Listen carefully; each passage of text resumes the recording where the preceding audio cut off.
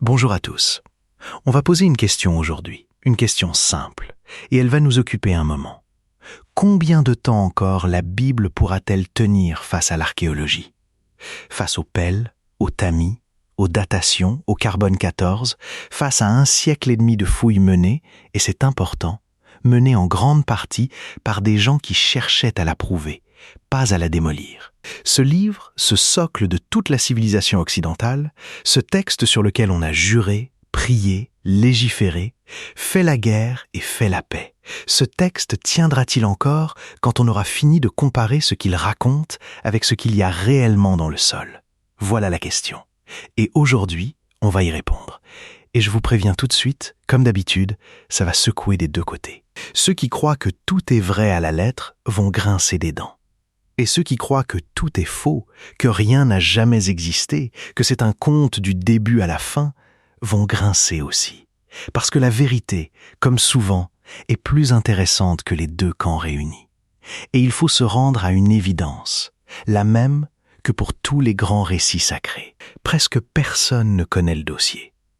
Je parle pas de la foi, je parle du dossier archéologique. Tu prends 1000 personnes qui te disent « la Bible », c'est de l'histoire. Tout est vrai, on a retrouvé les preuves. Et tu leur demandes, lesquelles? Cite-moi une fouille. Cite-moi une couche de terre, un tesson, une inscription. Silence. Et tu prends 1000 autres personnes, celles qui ricanent. La Bible, c'est des contes pour enfants, rien n'a jamais existé, David, c'est le roi Arthur des Juifs. Et tu leur demandes, tu connais la stèle de Tel Dan? Tu as entendu parler du prisme de Sénachérib? Silence pareil. Deux camps qui hurlent, et aucun des deux n'a ouvert un rapport de fouille de sa vie. C'est ça qui est fou. Sur le livre le plus imprimé, le plus étudié de l'histoire de l'humanité, la quasi-totalité des gens qui en parlent, dans un sens ou dans l'autre, n'ont jamais regardé ce que la Terre, elle, en dit. Et la Terre, elle a beaucoup à dire. Elle dit des choses gênantes pour les uns et des choses tout aussi gênantes pour les autres. Elle prend le parti de personne. C'est bien ce qui la rend précieuse. Et c'est ça qui a changé. Il y a 100 ans, l'archéologie biblique, c'était une chasse aux trésors pieuses. Des messieurs en casque colonial partaient en Terre Sainte avec la Bible dans une main et la pelle dans l'autre, et ils cherchaient à confirmer le texte. On creusait pour trouver les murs de Jéricho, pour trouver l'arche, pour prouver. Et pendant longtemps, personne à la maison ne pouvait vérifier ce que ces gens rapportaient. Aujourd'hui, c'est terminé. Les rapports de fouilles sont publiés, numérisés. Les datations au carbone 14 sont dans des revues à comité de lecture que tu télécharges gratuitement. Les grands livres de synthèse, la Bible dévoilée de Finkelstein et Silberman, tu l'as en poche pour 12 €. Les photos des stèles, des inscriptions en haute définition, elles sont en ligne. Un gamin de 17 ans avec un téléphone a accès à plus de données archéologiques que le plus grand bibliste du monde il y a 50 ans. Et ça change tout. Parce que la belle histoire, le mythe rassurant, l'apologétique du dimanche, ça ne survit pas à la vérification de masse. Alors on va prendre les grands récits de la Bible, un par un, et on va les poser à côté de ce qu'il y a dans le sol. Et on commence par le plus gros, le plus fondateur. L'Exode. Et je sais déjà ce qu'on va me répondre, parce que je l'entends à chaque fois. On va me dire, tu es de mauvaise foi, tu es un athée militant, l'absence de preuve n'est pas la preuve de l'absence, et de toute façon, on ne peut pas tout retrouver dans le sable. Et parfois, la meilleure. Les archéologues sérieux confirment la Bible, renseigne-toi. Et tout ça, je vais vous le dire franchement, c'est des conneries. Pas tout au même degré. Attention, l'histoire de l'absence de preuves, on va en reparler. C'est un vrai argument qu'il faut traiter sérieusement. Mais les archéologues confirment la Bible, balancée comme ça, sans un nom, sans une fouille, sans une date. C'est du vent. Parce que ceux qui te sortent, ça n'ont jamais lu une ligne d'un archéologue. Ils répètent un sermon. Ils ont entendu leur pasteur, leur curé, un mec sur Internet avec une chaîne à croix dorée, dire « La science confirme les Écritures ». Et ils le resservent. Alors on va faire un truc simple. On va arrêter de parler par slogan. On va ouvrir le sol. Et on va regarder, ensemble, ce qu'il y a dedans. Et vous allez voir que c'est ni ce que raconte le pasteur, ni ce que raconte l'athée en colère. Mais avant de descendre dans le trou, il faut que je pose quelque chose. Sinon, on va s'engueuler pour rien pendant 2 heures. En histoire ancienne, toutes les preuves n'ont pas le même poids.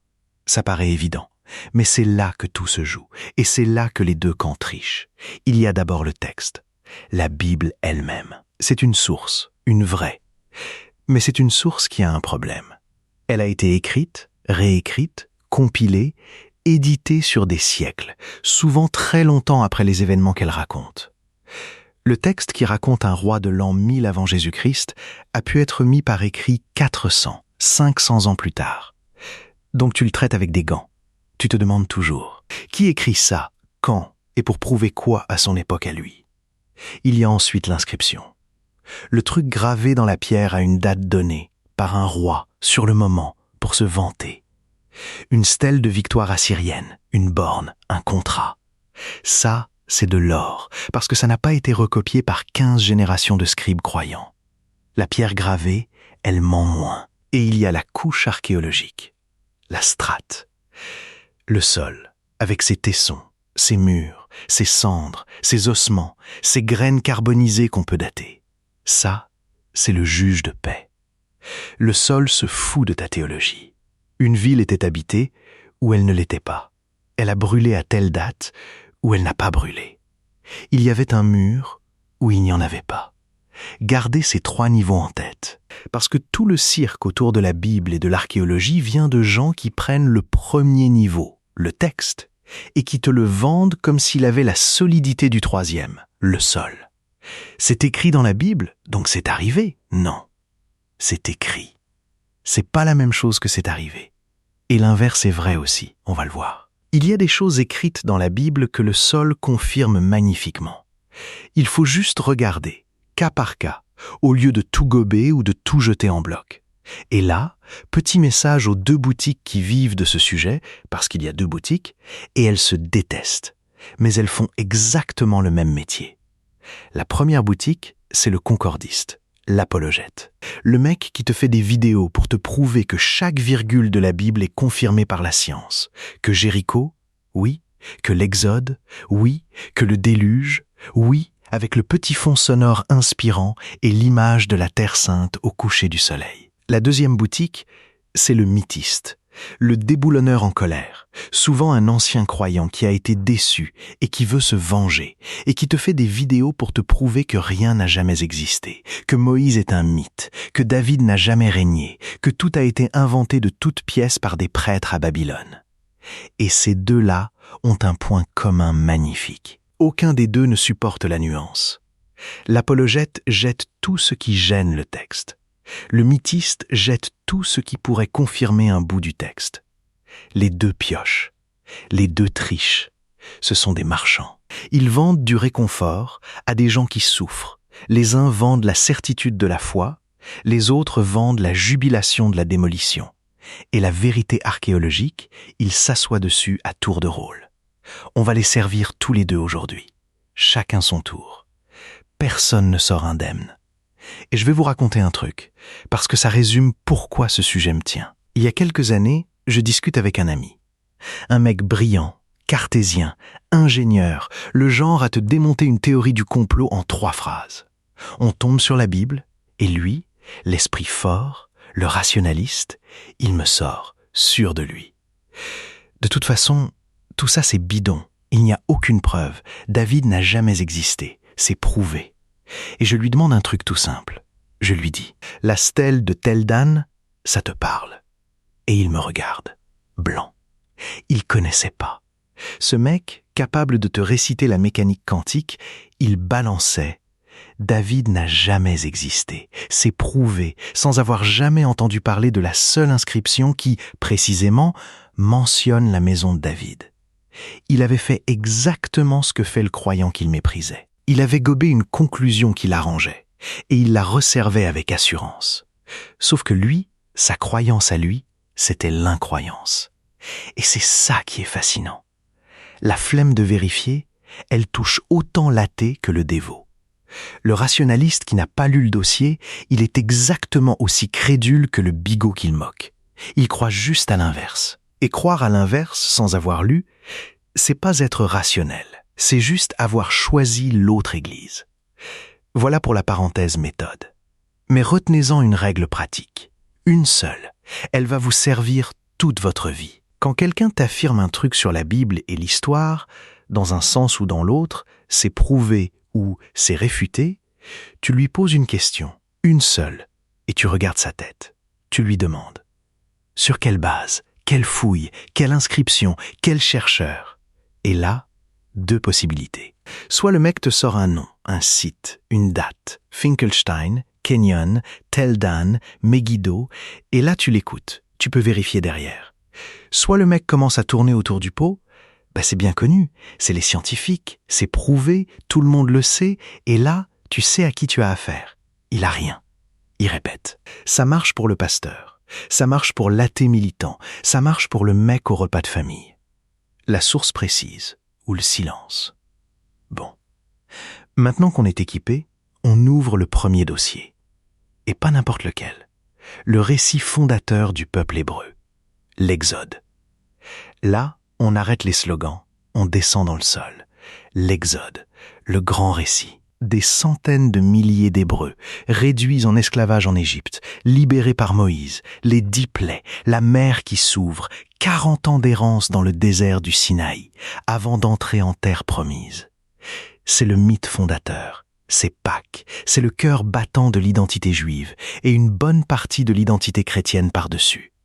Bon, qu'est-ce que le sol en dit ? Prenons les chiffres du texte lui-même. La Bible parle de 600 000 hommes en âge de combattre. Avec les femmes, les enfants, les vieux, ça te fait une masse de l'ordre de 2 millions de personnes. 2 millions de personnes qui marchent dans le désert du Sinaï pendant 40 ans. 2 millions de personnes. Ça mange, ça boit, ça défèque, ça enterre ses morts, ça casse ses poteries, ça allume des feux. 40 ans. Une population de la taille d'une grande ville, immobile ou presque, dans une zone désertique restreinte, pendant 2 générations. L'archéologie du Sinaï a été faite, et refaite, et re-refaite, au ratissage, y compris par des Israéliens qui n'avaient aucune envie, croyez-moi, de ne rien trouver. Résultat, rien. Pas un campement, pas un foyer, pas un tesson daté de la bonne période. Rien. On a retrouvé en plein désert des traces de minuscules bandes de chasseurs de l'âge de pierre. Quelques bonhommes, mais de 2 millions de personnes sur 40 ans. Pas une miette. Et là, l'apologète bondit. L'absence de preuve n'est pas la preuve de l'absence. Et il a raison sur le principe. Mais mettons les choses à l'échelle. On te dit qu'une foule grande comme la ville de Paris a campé 40 ans dans un désert fouillé au peigne fin. Et on n'a pas retrouvé un seul de leurs feux de camp. À un moment, l'absence devient tellement massive, tellement totale, qu'elle se met à parler. C'est plus un silence, c'est un cri. Et il y a pire pour le récit, et personne n'en parle. On oublie un détail énorme. À l'époque, supposée de l'Exode, autour de moins 1200, la région où fuient les Hébreux, Canaan, la terre promise, elle est sous contrôle de qui ? De l'Égypte. L'Égypte des pharaons occupe et administre Canaan, avec des garnisons, des gouverneurs, une paperasse phénoménale, parce que les Égyptiens notaient tout. C'est un peuple de bureaucrates obsessionnels. Donc le récit te demande de croire ceci. Des centaines de milliers d'esclaves s'échappent d'Égypte, humiliant le pharaon, traversent le désert et débarquent en Canaan pour la conquérir. Sauf que Canaan, à ce moment-là, c'est déjà l'Égypte. Ils fuient l'Égypte pour aller conquérir un territoire égyptien. Et dans les archives égyptiennes, si abondantes, si méticuleuses, qui mentionnent la moindre révolte, la moindre tribu, le moindre tribut, on cherche la trace de cette catastrophe nationale, la fuite de centaines de milliers d'esclaves et la noyade d'une armée. Rien. Le pharaon qui aurait perdu son armée dans la mer n'en a soufflé mot à personne. Un pharaon, ça grave ses victoires sur tous les murs. Mais bizarrement, celui-là a oublié de mentionner la plus grande défaite de l'histoire de l'Égypte. Encore un silence qui hurle. Et vous savez ce qui est beau dans cette histoire ? C'est que les gens qui ont établi ça, qui l'ont dit clairement, c'est pas des ennemis de la Bible. C'est des archéologues israéliens, juifs, souvent laïcs mais attachés à leur histoire, qui ont fouillé leur propre terre en espérant retrouver leurs ancêtres et qui ont eu le courage de dire ce qu'ils ne trouvaient pas. Le plus connu, il faut le nommer, c'est Israel Finkelstein, professeur à l'université de Tel Aviv, avec son livre écrit avec Neil Silberman, La Bible dévoilée. Et ces hommes-là, ils ont une rigueur qui force le respect, parce qu'ils avaient tout pour vouloir trouver. Et ils ont dit « Non, on ne trouve pas. Et voilà ce que le sol dit vraiment. C'est ça, l'honnêteté intellectuelle. Retourner sa propre pelle contre sa propre envie de croire. » Alors quand je vais vous dire, tout à l'heure, que l'Exode tel qu'il est raconté n'a pas eu lieu, souvenez-vous que c'est. Pas un athée qui crache, c'est un archéologue juif de Tel Aviv qui a passé sa vie à fouiller la terre d'Israël et qui a eu le cran de dire ce qu'elle contient et ce qu'elle ne contient pas. Retenez ce nom, Finkelstein. C'est un des personnages de cet épisode. Et on n'a pas fini avec lui, parce qu'il va aussi défendre la Bible là où on ne l'attend pas. Bon, l'Exode, réglé. Mais l'Exode, ça se termine par une entrée fracassante en terre promise. Et là, on a le deuxième grand récit, aussi célèbre. La conquête de Canaan par Josué. Les tribus déboulent et elles rasent les villes cananéennes les unes après les autres, dans le sang et le feu. Et la scène emblématique, celle que tous les enfants du monde connaissent, c'est Jéricho. Josué fait tourner son armée autour de la ville, on souffle dans les trompettes, et les murailles de Jéricho s'écroulent d'un coup. Boum! C'est dans toutes les Bibles illustrées, c'est dans les chansons. Alors, le sol. Jéricho a été fouillé, magnifiquement, notamment par une immense archéologue britannique, Kathleen Kenyon, une méthodologiste hors pair. Et qu'est-ce qu'elle trouve? Elle trouve que Jéricho a bien été une ville fortifiée, avec des murailles, et qu'elle a bien été détruite. Sauf que la grande destruction, elle date d'environ 1550 avant Jésus-Christ. Et l'entrée des Hébreux, la conquête de Josué, elle est censée se situer autour de 1200. Vous voyez le problème. Il y a 3 siècles et demi d'écart, 350 ans. Au moment où Josué est censé faire tomber les murs de Jéricho, il n'y a pas de mur à faire tomber. Il n'y a même quasiment pas de ville. Le site est en grande partie abandonné, une bourgade misérable, sans murailles. Josué arrive devant Jéricho, souffle dans sa trompette, et en face, il y a un terrain vague avec 3 cabanes. Les murailles, elles étaient tombées, oui, mais 3 siècles et demi avant qu'il naisse. Et c'est pas un cas isolé. Prenez la ville d'Aï, la deuxième grande conquête de Josué, juste après Jéricho. Un récit détaillé, une embuscade, la ville brûlée. On l'a fouillée. Et à l'époque de Josué, Haï était déjà en ruine depuis presque 1000 ans. 1000 ans. Le nom même, Haï, en hébreu, ça veut dire à peu près le tas de ruines. Josué est censé conquérir une ville qui s'appelle littéralement le tas de ruines, et qui était effectivement un tas de ruines depuis un millénaire. Tu vois le problème. On dirait que quelqu'un, bien plus tard, a regardé le paysage, a vu de vieilles ruines impressionnantes, s'est demandé « mais qui a bien pu détruire ça ?» et a répondu « ce doit être notre grand héros Josué. » C'est de l'étiologie, comme disent les savants. Une histoire inventée après coup pour expliquer un paysage qu'on a sous les yeux. Et quand tu fais le tour des villes de la conquête, le schéma se répète. Soit la ville n'existait pas au bon moment, soit elle a été détruite des siècles avant ou après, soit sa destruction est due à d'autres, aux Égyptiens, au peuple de la mer, à des incendies accidentels. Il n'y a pas de vague de destruction unique et simultanée qui correspondrait à une invasion israélite éclair. Le sol montre au contraire une chose fascinante. Les Israélites n'ont pas déferlé de l'extérieur, ils ont émergé de l'intérieur. Lentement, ce sont en bonne partie des Cananéens qui se sont installés dans les collines et sont devenus, au fil des générations, un peuple à part. La conquête fulgurante, le génocide en accéléré au son des trompettes, le sol ne le voit pas. Et entre nous, tant mieux, parce que le récit de la conquête, quand on le lit vraiment, c'est un récit d'extermination assez épouvantable. Découvrir qu'il n'a probablement pas eu lieu comme ça, c'est presque une bonne nouvelle morale. Alors maintenant, message direct aux 2 boutiques, et je vais pas y aller avec le dos de la cuillère. Toi, l'apologète qui fait des vidéos.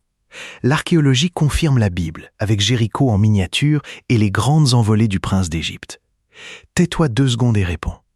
À quelle date les murs de Jéricho sont-ils tombés? Tu sais pas. Tu savais même pas qu'il y avait un problème de date jusqu'à ce que je te le dise.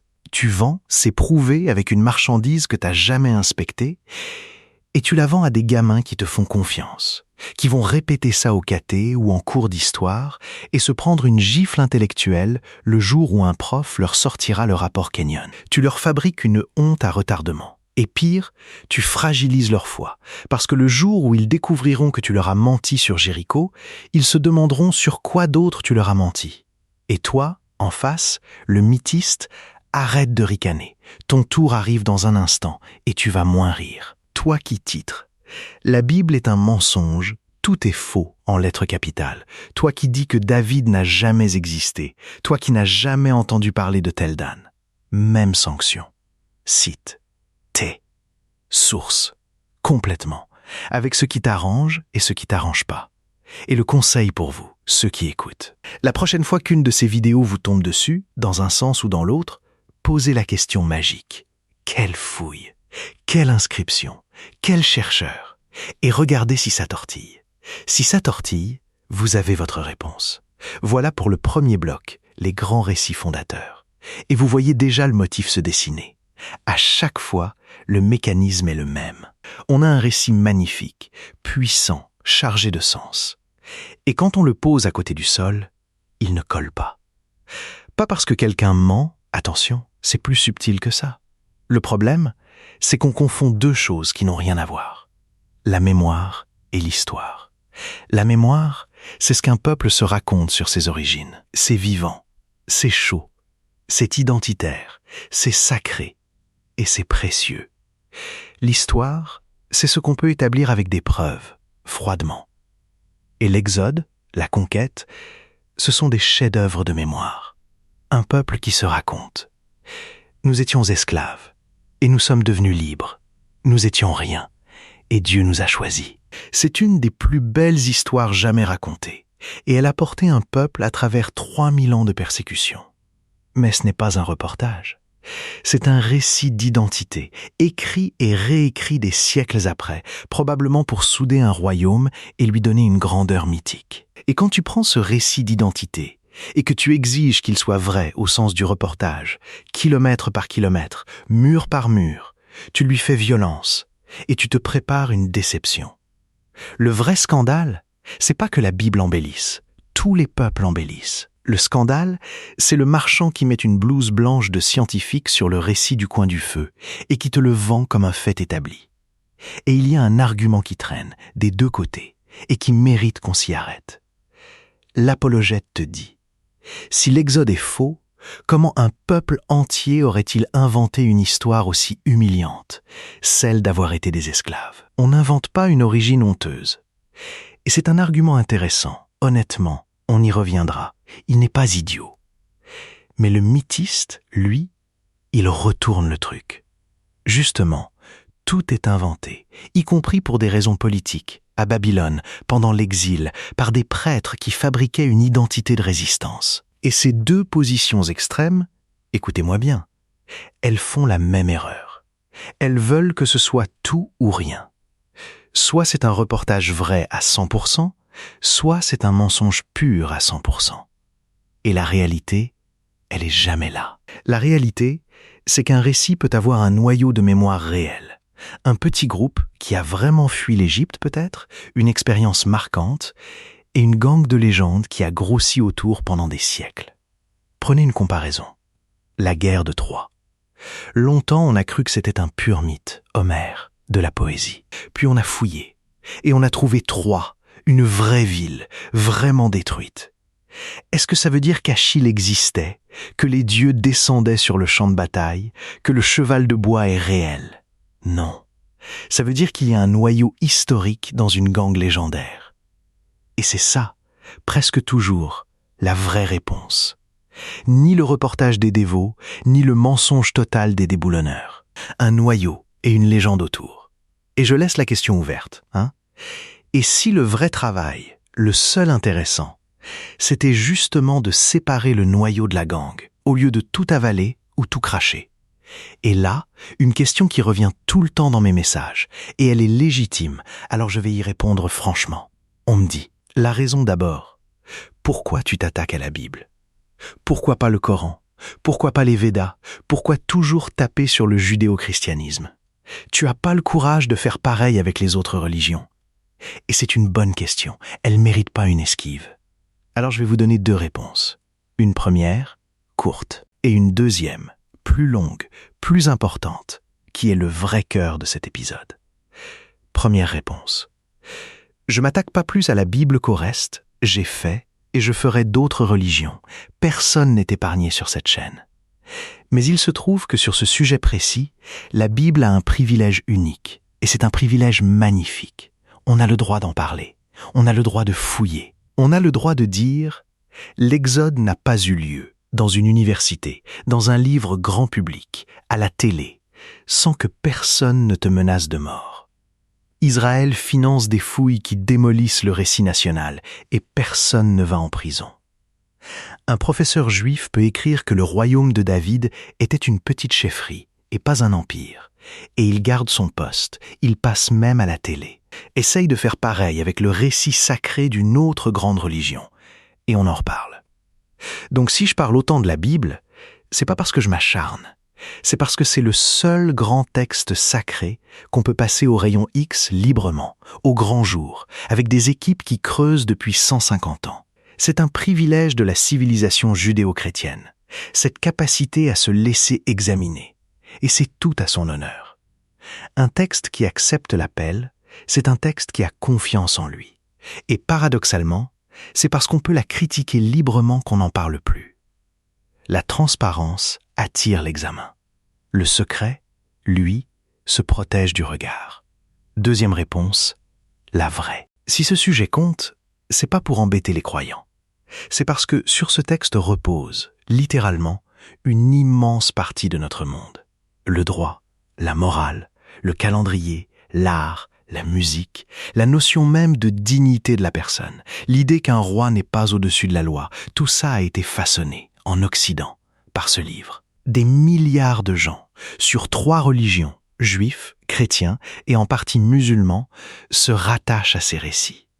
Alors quand tu poses la question, qu'est-ce qui, là-dedans, est de l'histoire et qu'est-ce qui est de la mémoire sacrée, tu touches pas à un détail d'érudit, tu touches à la colonne vertébrale d'une civilisation. Et je vais quand même la poser, la question, parce que c'est mon métier, et parce que je pense qu'un héritage capable de se regarder en face en sort plus fort, pas plus faible.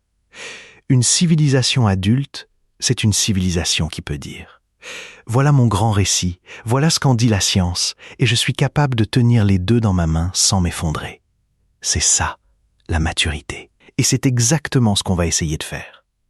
Et là, j'ouvre une parenthèse capitale, parce que je veux surtout pas être malhonnête, je veux surtout pas faire le mythiste que je critique. Vous pourriez croire, à ce stade, que je vais vous dire tout est faux, la Bible c'est du vent, rien n'a existé. Non. Alors là, pas du tout. Et c'est là que ça devient passionnant, parce que si les récits les plus anciens, les patriarches, l'Exode, la conquête, ne tiennent pas au sens du reportage, plus on avance dans le temps biblique, plus le sol se met à confirmer. C'est une règle magnifique et personne n'en parle. La Bible devient de plus en plus historique à mesure qu'on descend dans le temps. Les premiers récits, c'est de la mémoire mythique. Mais à partir des rois, à partir du 9e, du 8e siècle avant Jésus-Christ, ça se met à coller, et de mieux en mieux.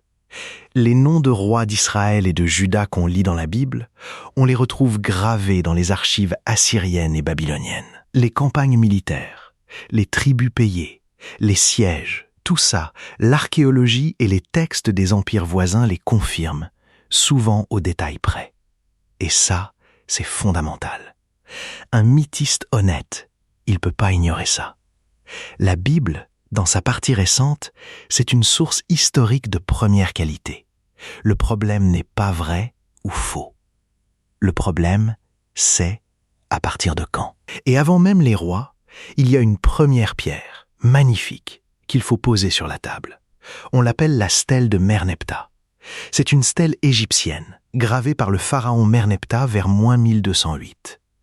Le mec fait la liste de ses victoires. Il se vante d'avoir écrasé tel et tel peuple, telle et telle ville de Canaan. Et dans la liste, il y a un nom.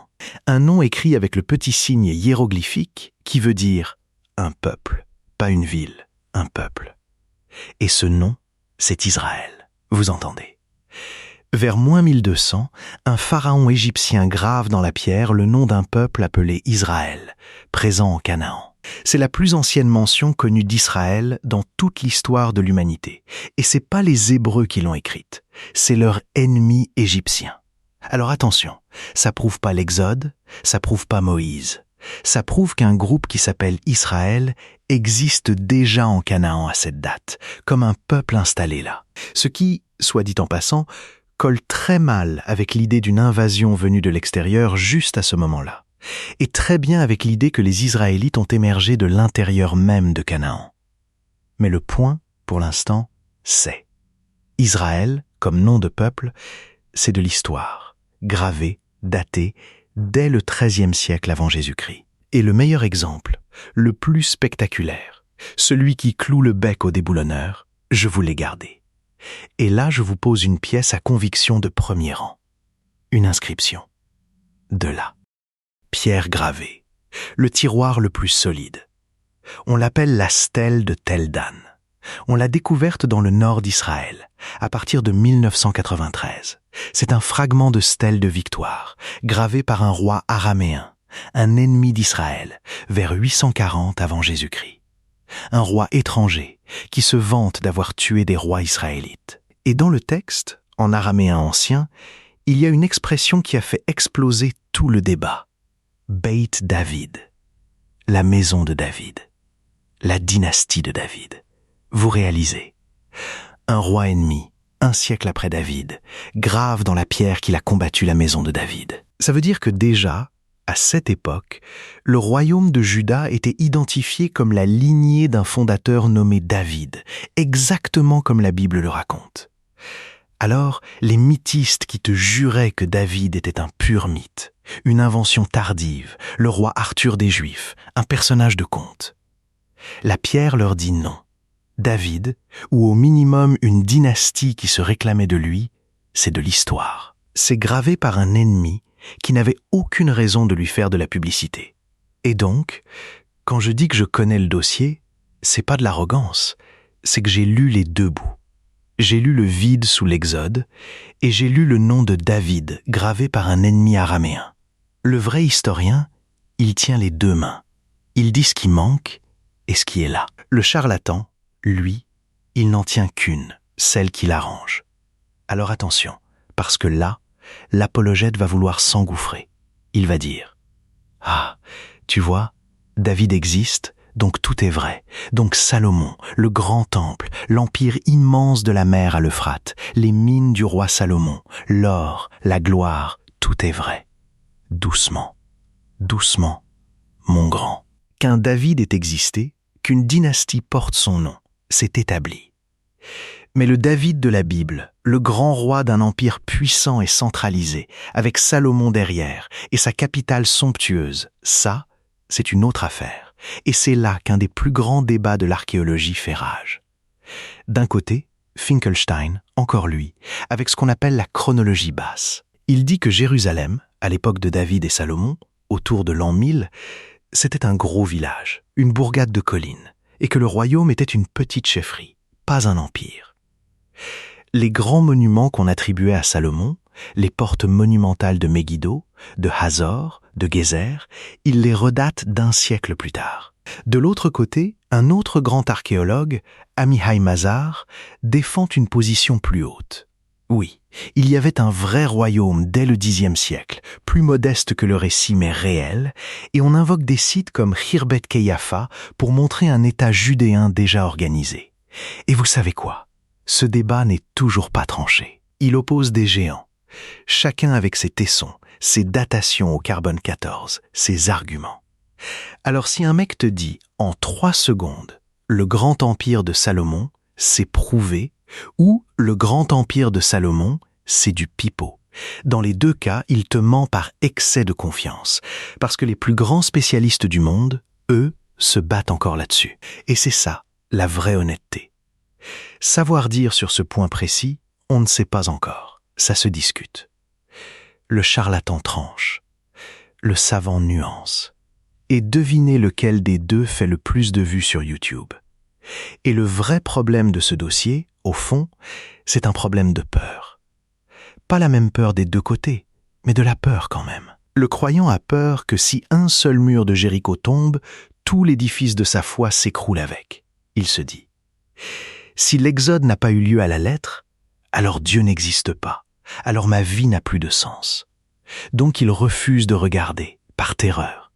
Et le déboulonneur, lui, il a une autre peur, celle de concéder quoi que ce soit à l'adversaire. Si j'admets que David a existé, on va croire que je crois en Dieu. On va croire que je me suis fait avoir. Donc lui aussi, il refuse de regarder ce qui gêne son camp. Les deux ont peur. Et la peur, dans les deux cas, produit la même chose. L'aveuglement volontaire.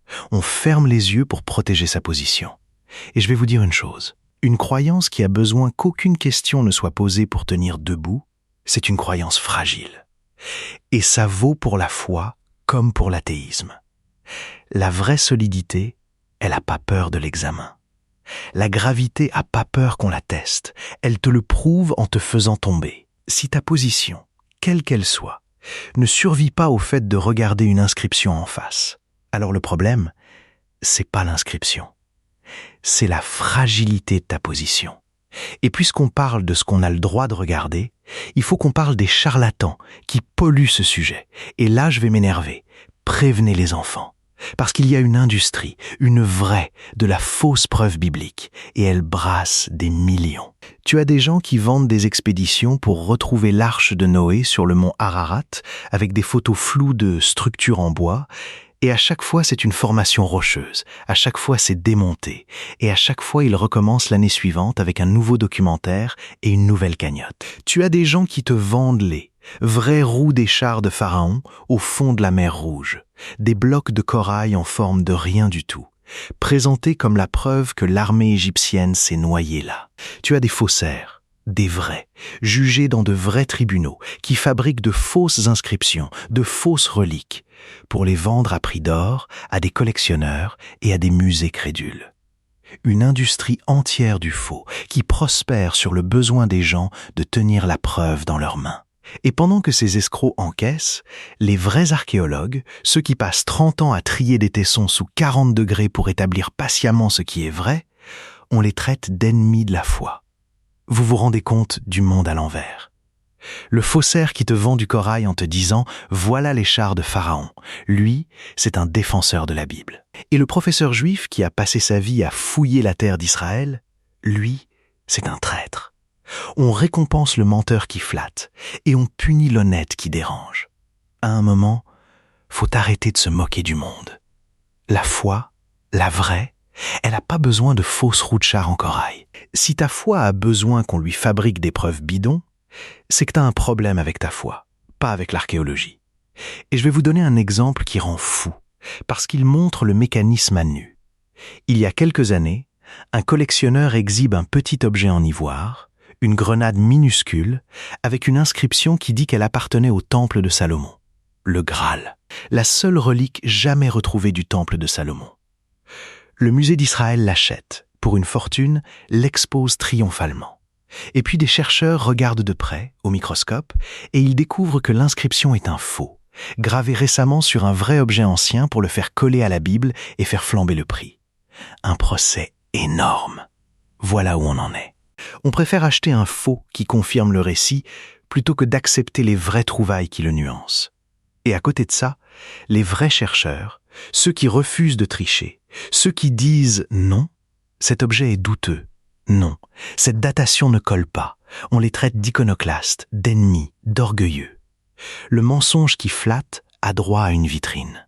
La vérité qui dérange a droit à un procès en sorcellerie.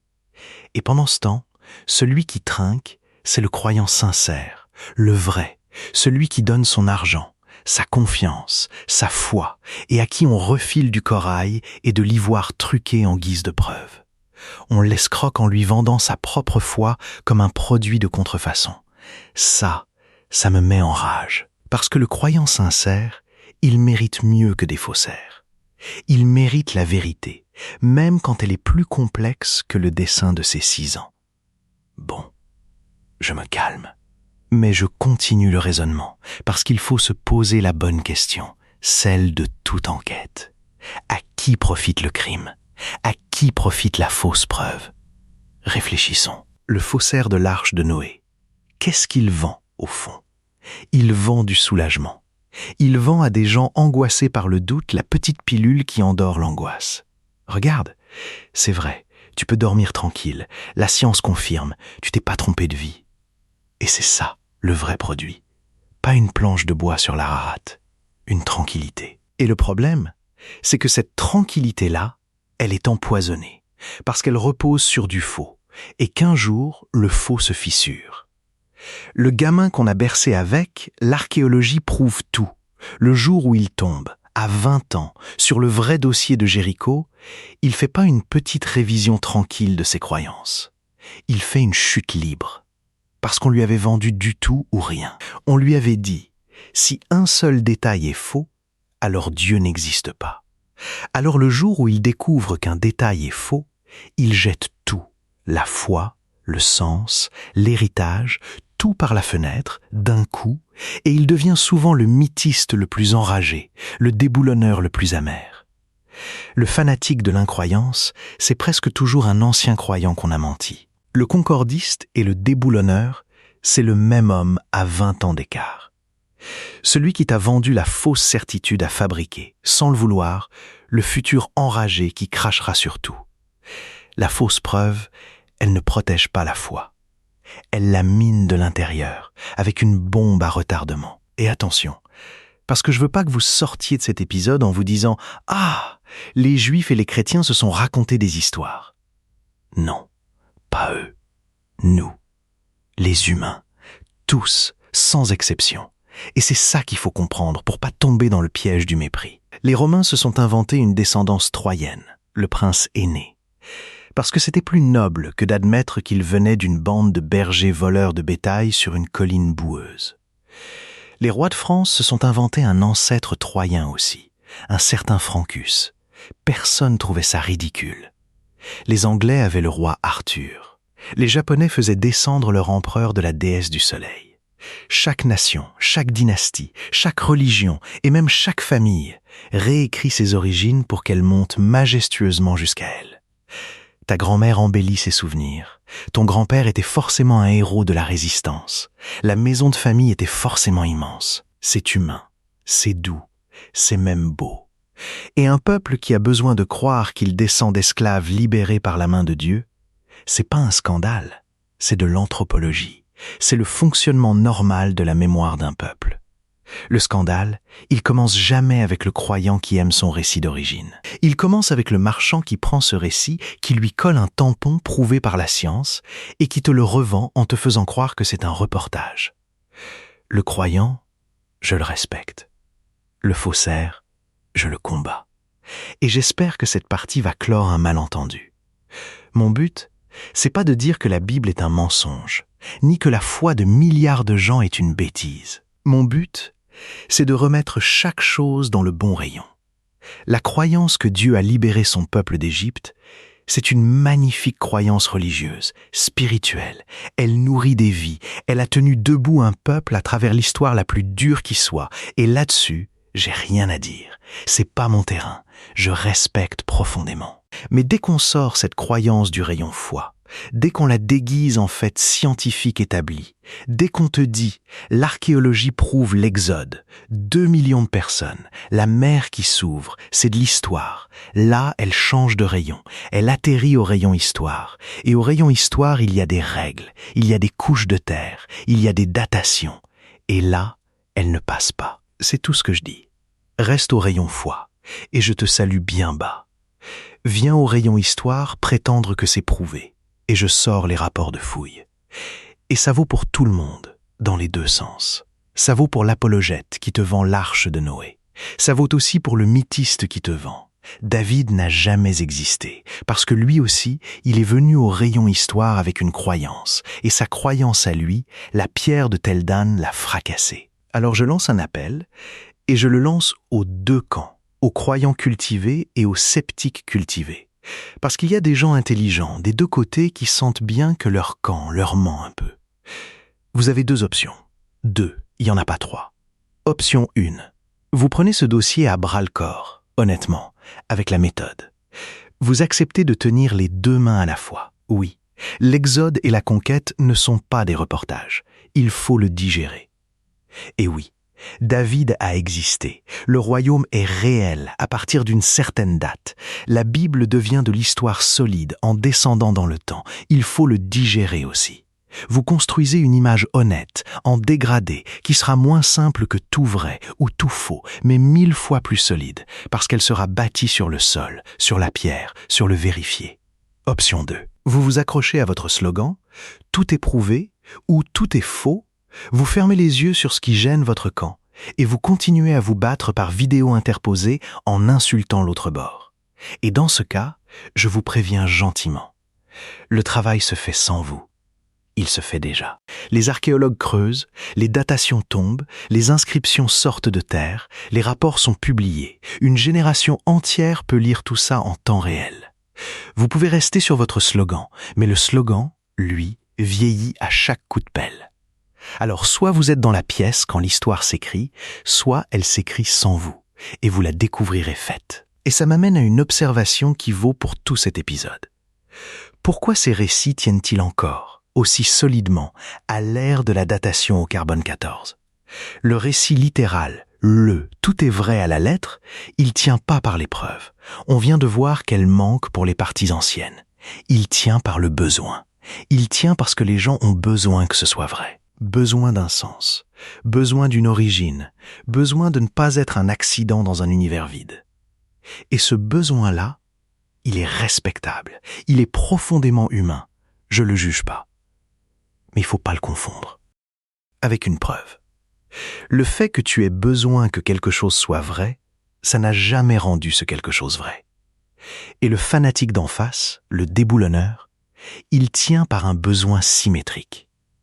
Le besoin d'avoir raison contre papa, contre le curé, contre l'éducation qu'on lui a imposée. Sa colère aussi, c'est un besoin déguisé en méthode. Et la seule façon de sortir de ça, du besoin des uns et de la colère des autres, c'est la pierre. C'est le tesson. C'est la couche de terre qui se fout de ce dont tu as besoin, elle. Elle dit juste.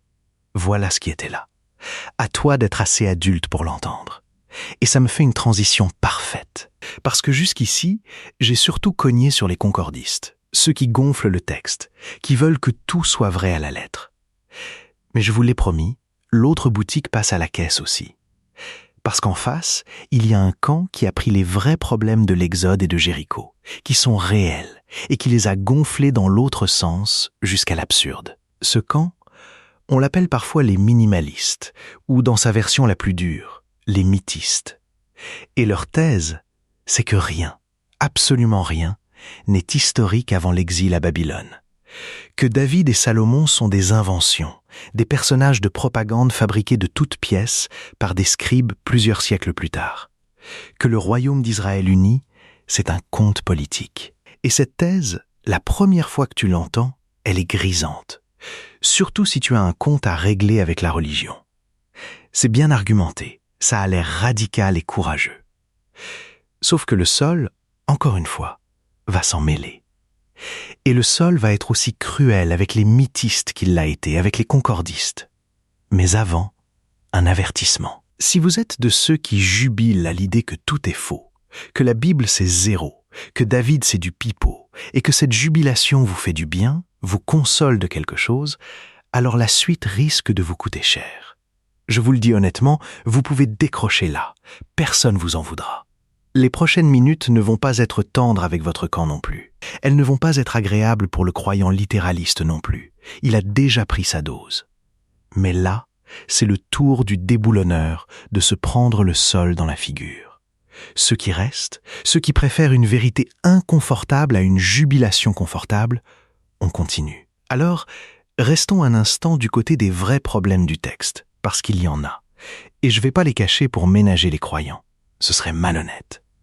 Il y a dans la Bible des détails qui trahissent la date à laquelle elle a été écrite, comme un acteur en toge romaine qui aurait oublié d'enlever sa montre. Le plus célèbre, et il est délicieux, c'est le chameau. Ouvrez la Genèse. Les patriarches, Abraham, Isaac, Jacob, censés vivre autour de 2000 ans avant Jésus-Christ, se baladent à dos de chameaux domestiqués, ils ont des troupeaux de chameaux, on offre des chameaux en cadeau, la servante arrive sur un chameau. Le chameau est partout. Bon. Et là, l'archéologie fait un truc magnifique.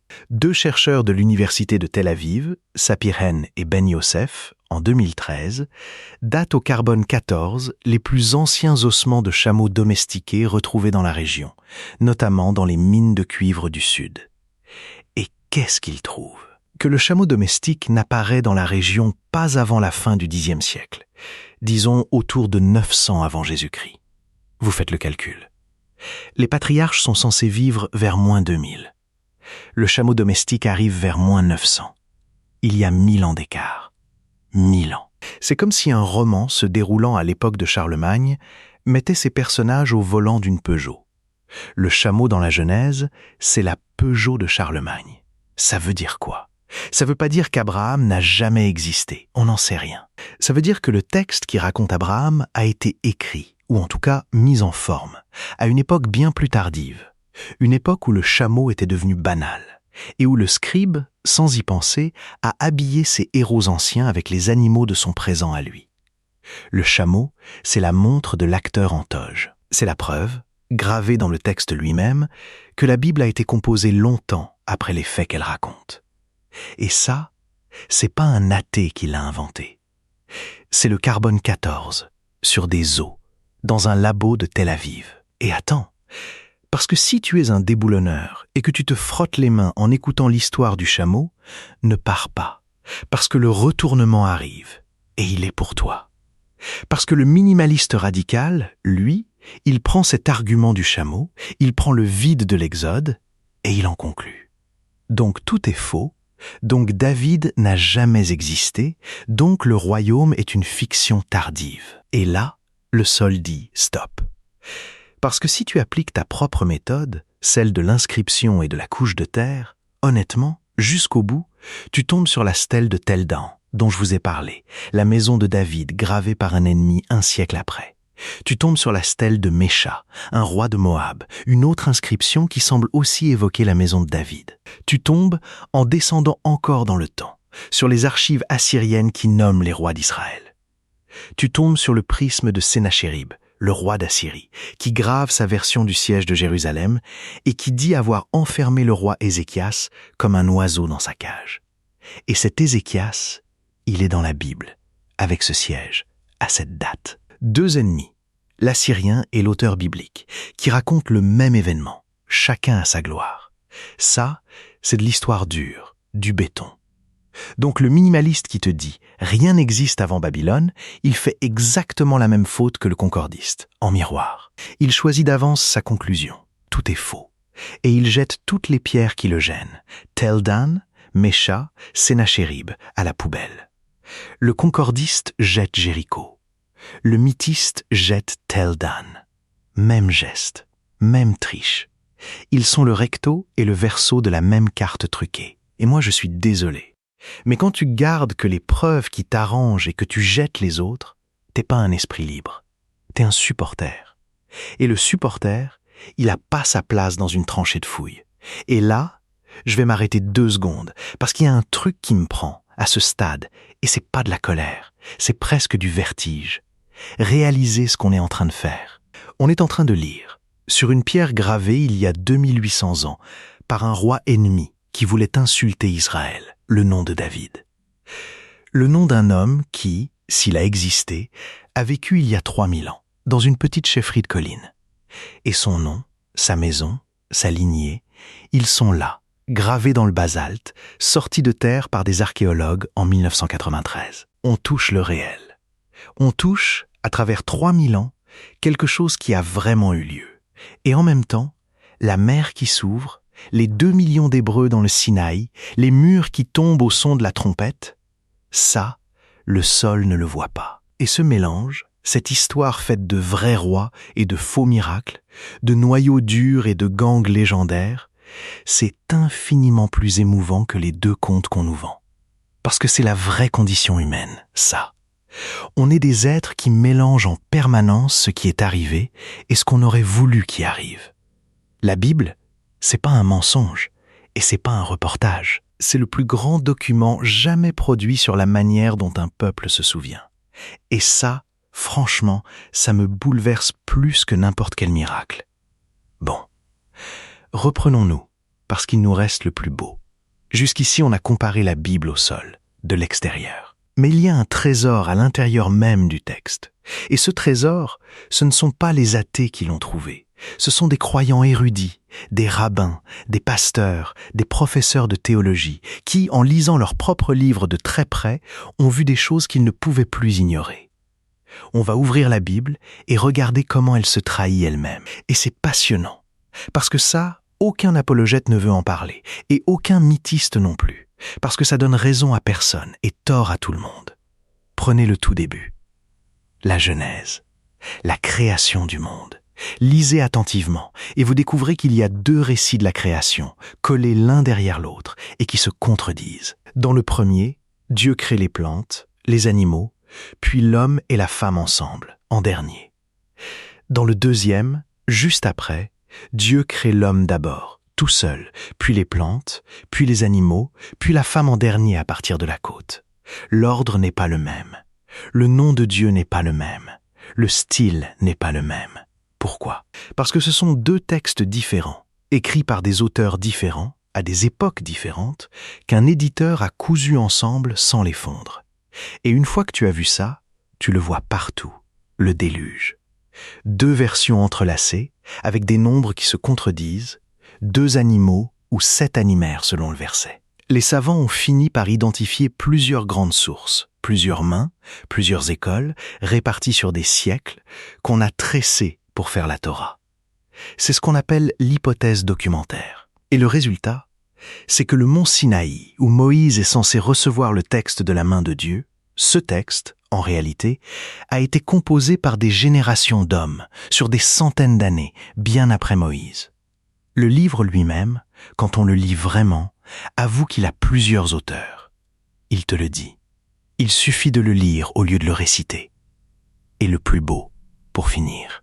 Les anachronismes qui trahissent la date, comme le chameau, il y en a plein d'autres. La Genèse fait vivre les patriarches à côté des Philistins, un peuple qui n'est arrivé dans la région que des siècles plus tard. Elle parle de villes, de royaumes araméens qui n'existaient pas encore à l'époque supposée. Le texte est truffé de ces petites montres d'acteurs en toge, et chacune est un cadeau, parce que chacune te dit quand le texte a vraiment été écrit. Ce sont les croyants érudits, encore une fois, qui ont eu le courage de les relever. Et il y a un dernier tel, le plus troublant, celui qui achève de dater le texte. Cherchez, dans les récits les plus anciens, le moment où l'écriture apparaît. Le peuple des patriarches, celui de l'Exode, il est censé être largement analphabète, nomade.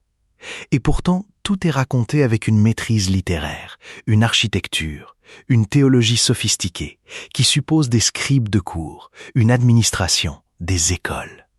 Ce genre de littérature, on ne la produit pas dans des tentes de bergers. On la produit dans un royaume, avec un palais, un temple, des fonctionnaires qui savent écrire. Autrement dit, le texte qui raconte les nomades a été écrit par les sédentaires, des siècles plus tard, à l'apogée des royaumes, voire pendant et après l'exil à Babylone, quand un peuple traumatisé, déporté, avait un besoin vital de se raconter d'où il venait pour ne pas disparaître. Et ça, c'est peut-être la plus belle découverte de tout le dossier. La Bible n'est pas tombée du ciel sur le Sinaï. Elle est montée du sol, de l'histoire douloureuse d'un petit peuple coincé entre des empires géants, l'Égypte, l'Assyrie, Babylone, un peuple qui, chaque fois qu'il était écrasé, écrivait au lieu de disparaître. C'est ça, la vraie histoire de ce livre, et elle est 1000 fois plus belle que Dieu l'a dictée. C'est l'histoire d'un peuple qui a survécu en s'écrivant lui-même. Et ça, tout ce dossier de la fabrication du texte, ça mériterait un épisode entier, parce qu'il y a 3 heures de matière. Dites-le moi en commentaire si vous le voulez, celui-là. Et arrivé là, je me pose la question que toute personne sensée finit par se poser. Comment ? Comment est-ce que des milliards de gens, dont des gens brillants, des prix Nobel, des savants, des juristes, ont pu tenir ce texte pour un reportage littéral pendant des siècles, sans jamais voir les 2 récits de la création qui se contredisent sur la première page, sans voir le chameau anachronique, sans voir que Jéricho n'avait pas de mur à faire tomber. C'est pas des imbéciles, les croyants. Il y a parmi eux les plus grands esprits de l'histoire. Newton était un fanatique de la Bible. Comment des cerveaux pareils passent-ils à côté de choses qu'on voit en lisant attentivement une seule page ? C'est ça, la vraie énigme, pas l'archéologie. L'énigme, c'est nous. C'est comment le cerveau humain arrive à ne pas voir ce qu'il a sous les yeux quand il a besoin de ne pas le voir. Et j'ai la réponse, elle est simple et elle est cruelle. On ne lit pas la Bible, on la récite, on l'entend, on la chante, on la vénère. Mais on ne la lit pas vraiment, pas avec les yeux d'un lecteur qui compare, qui note, qui tique. Un texte sacré, on le reçoit à genoux, pas assis à une table avec un crayon. Et un texte qu'on reçoit à genoux, on n'y voit jamais les coutures. Je vous fais la scène parce que je l'ai vu 1000 fois. Il y a le petit garçon au catéchisme ou à l'école du dimanche. On lui raconte Jéricho, les trompettes, les murs qui tombent, avec le beau dessin. Il adore. Il grandit avec cette image. Personne, jamais, ne lui met le rapport de fouille de Kenyon à côté du dessin. Et cet enfant devient un adulte intelligent, ingénieur, médecin, avocat. Mais dans un petit coin de sa tête, Jéricho est resté le beau dessin de ses 6 ans, intouché, jamais réexaminé, protégé par l'émotion de l'enfance. Et le jour où quelqu'un ose poser la question, son premier réflexe, c'est pas d'aller vérifier. C'est de défendre le dessin de ses 6 ans. Parce que toucher au dessin, c'est toucher à l'enfant qu'il était, à sa grand-mère qui lui lisait l'histoire, à quelque chose de sacré et de doux. C'est pas de la bêtise, c'est de l'amour mal placé. Et de l'autre côté, exactement pareil. Le déboulonneur qui a été déçu, lui, il récite l'inverse avec la même absence d'examen. Tout est faux, comme un nouveau caté à l'envers. Les 2 récitent. Aucun des 2 ne lit. Et c'est tout ce que je vous demande dans cet épisode. Pas de changer de camp. De lire. Vraiment lire. Le texte et le sol. Une fois. Les yeux ouverts. Vous verrez, ça change une vie. Et je sais que pour certains d'entre vous, là, maintenant, c'est difficile. Je le sais. Si. Vous avez grandi avec ces récits. Si votre grand-mère vous a raconté Moïse et la mer Rouge, entendre en 1 heure que l'Exode n'a probablement pas eu lieu comme ça, que Jéricho n'avait pas de mur, ça fait un choc. Ça s'appelle la dissonance cognitive. Ce grincement quand une info nouvelle cogne contre une certitude ancienne et aimée. Et le premier réflexe, animal, c'est de tuer le messager. Il est tâté, il est payé, il déteste la religion. C'est plus facile que de réexaminer. Je le comprends, je vous en veux pas. Mais je vous demande une chose. Gardez la porte entrouverte. Vous n'êtes pas obligé de tout digérer aujourd'hui. Notez juste, dans un coin. Vérifiez Jéricho, vérifiez le chameau, vérifiez tel Dan, et allez voir vous-même, tranquillement, quand l'émotion sera retombée. Je vous demande pas de me croire. Je vous demande l'inverse. De ne croire personne, ni le pasteur, ni l'athée, ni moi, et d'aller ouvrir les livres et les rapports. C'est la seule chose que je défends. Pas une thèse, une méthode. Et il y a une chose que je veux dire, la plus importante, et c'est pas contre la Bible, c'est pour vous. Le plus dur dans tout ça, c'est pas de démonter un récit. Démonter Jéricho, c'est facile. Ça prend 10 minutes avec le bon rapport. Le plus dur, c'est ce qui vient après. C'est de continuer à aimer un texte tout en sachant que son histoire n'est pas de l'histoire au sens du reportage. Et personne ne veut vous apprendre ça, alors je vais le faire. Parce que les gens croient qu'ils n'ont que deux options. Soit tout est vrai à la lettre, et je crois, soit c'est faux, et je jette tout. La foi, la culture, l'héritage, les fêtes, la beauté, tout à la benne. Et c'est faux. Il y a une troisième voie, la voie adulte. C'est de lire la Bible pour ce qu'elle est vraiment, pas un manuel d'histoire, mais le plus grand texte jamais écrit sur la condition humaine, sur la faute, le pardon, l'exil, la justice, la fragilité, l'espérance. Un juif, un chrétien peuvent aimer ce texte, y trouver un sens infini, le lire chaque semaine, tout en sachant que l'Exode est une épopée de mémoire et pas un reportage. Ça enlève rien à la beauté. Au contraire, un poème est-il moins beau parce qu'il n'est pas un procès-verbal. Aimer un texte sans avoir besoin qu'il soit littéralement vrai, c'est la forme la plus haute et la plus libre de l'amour qu'on peut lui porter. Et si ton attachement à ce livre ne survit pas au fait de regarder une couche de terre en face, alors pose-toi la vraie question. Est-ce que tu aimes le texte ou est-ce que tu aimes le petit dessin de tes 6 ans? Parce que c'est pas pareil, et l'un des deux te rend libre, l'autre te rend fragile. Alors on rassemble tout, et je vais être clair sur ce que je dis et ce que je dis pas. Je dis pas que la Bible est un mensonge. Je dis pas que la foi de milliards de gens est une bêtise. Et je dis surtout pas que rien n'a existé, parce que le nom de David gravé dans la pierre me contredirait. Ce que je dis, c'est 3 choses. Retenez celle-là. 1. Les grands récits fondateurs, les patriarches, l'Exode, la conquête de Canaan ne tiennent pas comme reportage. Le sol ne les voit pas, et le texte lui-même, avec ses chameaux et ses doublons, avoue qu'il a été écrit longtemps après. 2. Et pourtant, la Bible devient de l'histoire solide, à mesure qu'on descend dans le temps. Les rois, les royaumes, les guerres, tout ça est confirmé par les inscriptions et les archives des empires voisins. Et David lui-même est attesté par un ennemi sur une pierre. 3. Entre le « tout est vrai » des dévots et le « tout est faux » des enragés, la réalité est en dégradé. Un mélange de noyaux historiques et de gangs légendaires, et c'est 1000 fois plus riche que les deux contes. Et ma conclusion, la vraie, c'est que le sujet de cet épisode, c'était jamais vraiment la Bible. C'était notre rapport à la vérité, dès qu'elle touche à ce qu'on aime ou à ce qu'on déteste. La Bible, c'était l'exemple. Le sujet, c'est toi. C'est ta capacité à tenir dans ta main un vrai roi et un faux miracle, sans t'effondrer ni ricaner. Les grands textes, les grandes traditions, ils n'ont pas besoin qu'on les protège des questions. Ils ont besoin de gens assez solides pour les aimer les yeux ouverts. Et c'est tout ce que je nous souhaite. D'être assez fort pour regarder et assez libre pour aimer quand même. Et si cet épisode vous a plu, dites-le moi, parce que j'ai de quoi faire une série entière, un épisode sur la fabrication du texte et l'hypothèse documentaire, un sur le roi David et l'archéologie de Jérusalem, un sur les manuscrits de la mer Morte. Il y a de la matière pour des mois. Vous n'avez qu'à me le dire en commentaire. Vous connaissez la maison. Ici, c'est la raison d'abord, les certitudes ensuite. À bientôt.